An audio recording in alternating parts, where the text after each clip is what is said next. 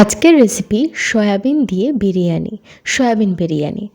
এই রেসিপিটা আপনারা দেখে বুঝতেই পাচ্ছেন এত সুন্দর কালার আর খুব সুন্দর হয়েছে এই বিরিয়ানিটা। আমি নিয়েছিলাম ইন্ডিয়া গেট চাল, সেটাকে আমি আমার পরিমাণ মতো নিয়েছি, নিয়ে 1 ঘন্টার জন্য ভালো করে ধুয়ে ভিজিয়ে রেখেছিলাম। আর সয়াবিনটা আমি 5 ঘন্টা আগে নুন দিয়ে ভিজিয়ে রেখেছিলাম। দেখতেই পাচ্ছেন সয়াবিনটা অনেক বড় বড় হয়ে গেছে। দিয়ে দিয়েছি জলের মধ্যে নুন, গোটা গরম মশলা, লবঙ্গ, দারচিনি, এলাচ এই সমস্ত দিয়ে দিয়েছি। দিয়ে নুন দিয়ে আমি জলটা যখন হালকা ফুট ধরেছিল তখন আমি ওর মধ্যে দিয়ে দিয়েছিলাম ভিজিয়ে রাখা চাল এবং 1 চামচ সাদা তেল দিয়ে এটা আমি 80% কুক করব। আপনারা দেখে নিলেন এটা 80% কুক হয়ে গেছে। এবার আমি এটাকে ছেঁকে ভালো করে তুলে রাখবো আর তেলের মধ্যে সয়াবিনগুলো নিগড়ে নিগড়ে ভালো করে ভেজে নেব। এইভাবে সয়াবিনগুলো নিগড়ে নিগড়ে ভাজবো, তবে সয়াবিনের যে জলটা থাকবে, এক্সট্রা জলটা, সেটা কিন্তু আমি ফেলবো না, সেটা খুব উপকারী। সেই কারণে সেটা আমি রেখে দেব, পরবর্তীকালে আমি এটা রান্নাতে কাজে লাগাবো। সয়াবিনটা ভালো করে নেড়ে ছেড়ে লাল লাল করে আমি ভেজে নেব। ভেজে নিয়ে আমি সয়াবিনটা তুলে রাখলাম, দিয়ে দিলাম তেল। এবার আলুটাও আমি ভেজে নেব। আলু ভাজা হয়ে গেছে, আলুটাও আমি তুলে রাখবো। তারপরে তেল দিয়ে পেঁয়াজটাকেও ভেজে নেব।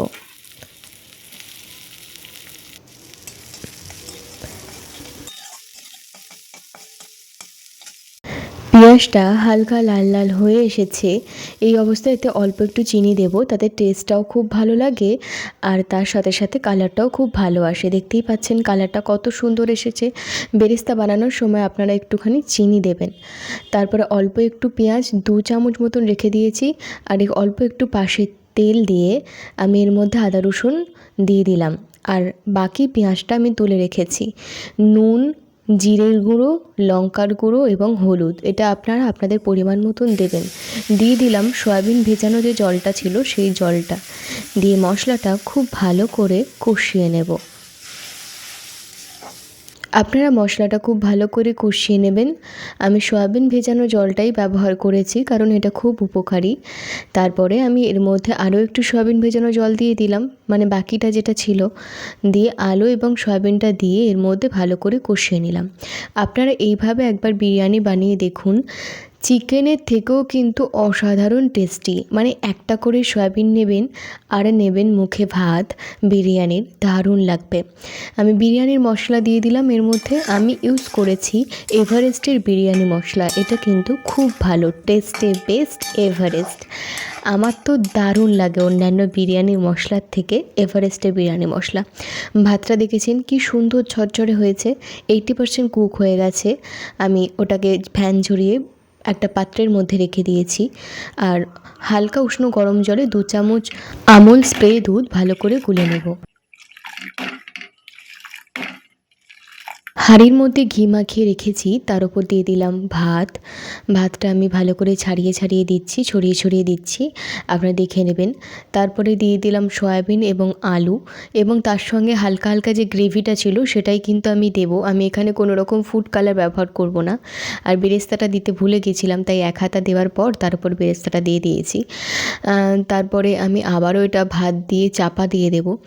দিয়ে আমি এর মধ্যে আমি অল্প বিরিয়ানি বানাচ্ছি, সেই কারণে আমি 2টো লেয়ার বানাচ্ছি। আপনাদের যত বেশি হবে তত লেয়ার বানাবেন, তত বেশি ভালো খেতে হবে।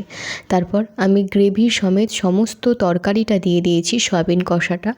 তারপরে দিয়ে দিলাম ভাতটা ভালো করে দিয়ে সমস্ত কিছু দিয়ে চাপা দিয়ে দেব। বাকি বেরেস্তাটাও আমি দিয়ে দিলাম ভালো করে দিয়ে, মানে খুব সুন্দরভাবে আমি সাজিয়ে দিচ্ছি দেখুন। তারপরে এভারেস্টের বিরিয়ানি মশলা দিলাম, দিয়ে দিলাম ওই 1.5 কাপ মতন দুধ, আমুল স্প্রে দুধটা আমি সবটা দিয়ে দিলাম। দিয়ে দেওয়ার পর 1 চামচ দিলাম গোলাপ জল, 1 চামচ দিলাম কেওড়া জল এবং 1 চামচ দিয়েছি ভিনিগার।